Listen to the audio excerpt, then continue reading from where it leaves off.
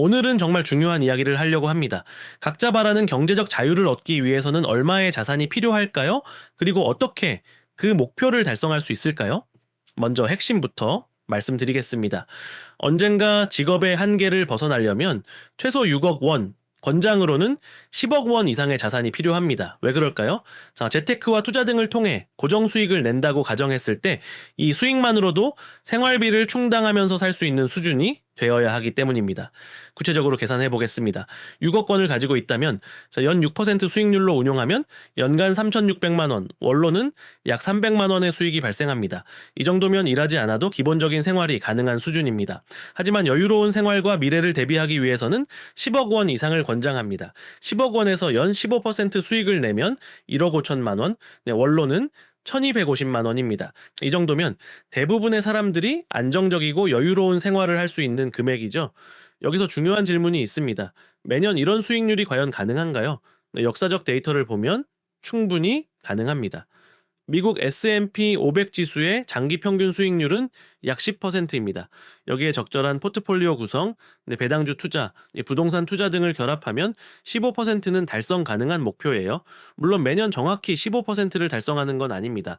자, 어떤 해는 25%, 어떤 해는 5%일 수 있죠. 하지만 장기적으로 평균을 내면 15% 정도의 수익률을 목표로 할 수 있습니다. 그렇다면 왜 6억 원이 최소이고 10억 원이 권장일까요?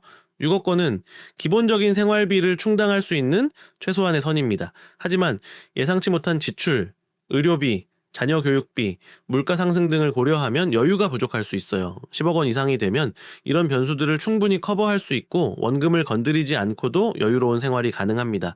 또한 투자 실패나 경기 침체 같은 위기 상황에서도 버틸 수 있는 여력이 생깁니다. 이제 가장 중요한 부분을 말씀드리겠습니다. 바로 복리의 마법입니다.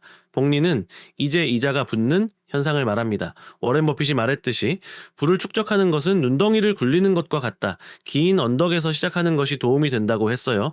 실제 예시로 보겠습니다. 25세에 매월 100만 원씩 저축하고 연 10% 수익을 낸다면 40세에는 약 7,500만 원이 됩니다. 하지만 50세에는 2억 3천만 원, 60세에는 6억 원이 넘습니다.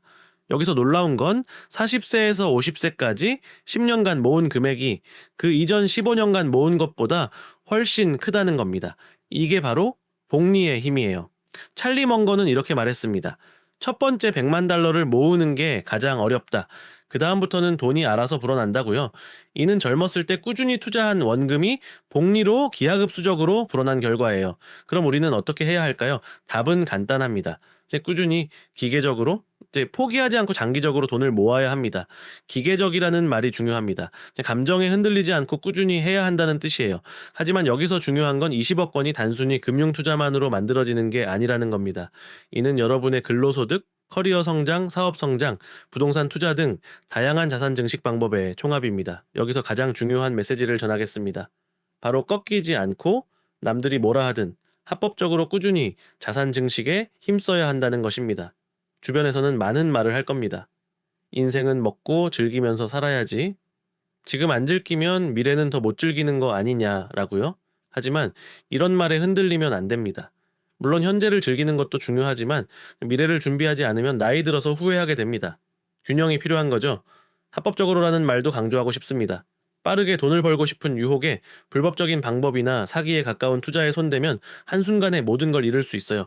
반드시 정직하고 합법적인 방법으로 자산을 키워야 합니다. 실제 사례를 보겠습니다. 차드 카슨이라는 사람이 있습니다. 그는 대학을 갓 졸업하고 은행 계좌에 $1,000밖에 없었어요.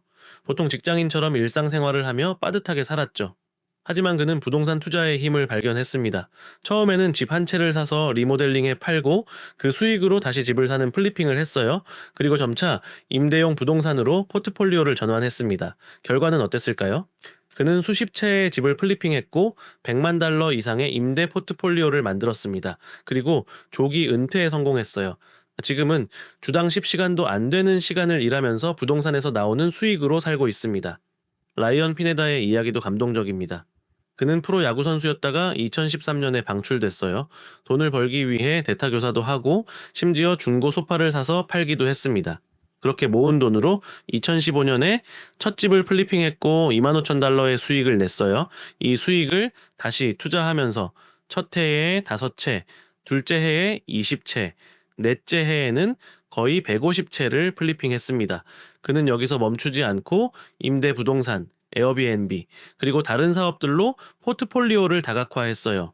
중고 소파를 팔던 사람이 수억 달러의 부동산 제국을 만든 겁니다. 이 두 사람의 공통점은 무엇일까요? 바로 꺾이지 않고 꾸준히 했다는 것입니다. 시장이 나빠도 실패를 경험해도 포기하지 않고 계속 나아갔어요. 경제학자들도 이런 꾸준함의 중요성을 강조합니다. 노벨 경제학상 수상자인 폴 세뮤얼스는 이렇게 말했습니다. 투자는 페인트가 마르는 걸 보거나 풀이 자라는 걸 보는 것처럼 해야 한다.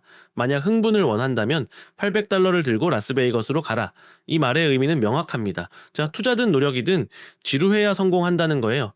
매일매일 감정적으로 흥분하고 불안해하는 게 아니라 장기적 계획을 세우고 그대로 실행하면서 인내심을 가지고 기다려야 합니다.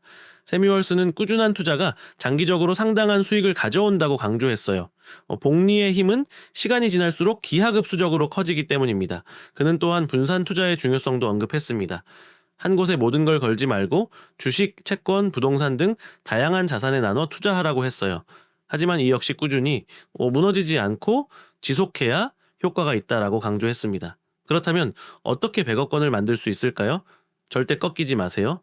경제 위기가 와도 사업이 어려워도 투자가 손실이 나도 포기하지 마세요.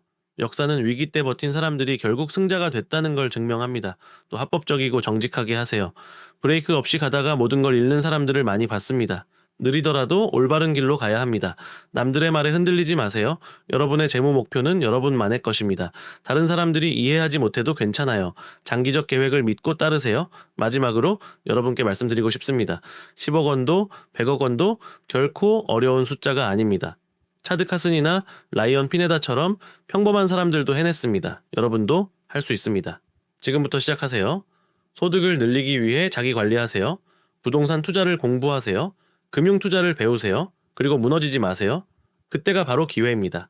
주변에서 모두 놀 때 여러분은 하세요. 매일 조금씩 나아가세요. 매월 일정 금액을 저축하고 투자하세요. 1년 후에는 별로 차이가 안 나 보일 수 있습니다. 하지만 10년 후, 20년 후를 보세요. 그때는 상상도 못할 만큼 성장해 있을 겁니다. 폴 세뮤얼슨의 말처럼 답답해도 하세요. 자존심이 상해도 무너지지 마세요. 여러분의 미래는 오늘의 선택에 달려 있습니다. 10년 후, 20년 후에 여러분이 오늘 이 모든 것을 알고 감내한 여러분에게 감사할 것입니다. 성공적인 자산 축적을 응원합니다. 구독 부탁드리고 끝까지 들어주셔서 진심으로 감사합니다.